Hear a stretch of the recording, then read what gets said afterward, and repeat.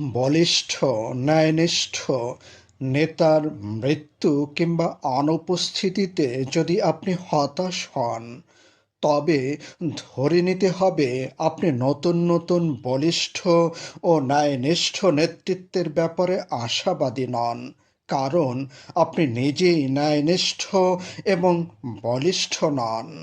মনে রাখতে হবে, শত্রুপক্ষ যদি বিজয়ের পথে এগিয়ে যায়, এটি তাদের সর্বোচ্চ কৃতিত্ব নয়, মিত্রপক্ষের বিজয়ের জন্য প্রস্তুতির ঘাটতি শত্রুপক্ষকে এগিয়ে দেয়।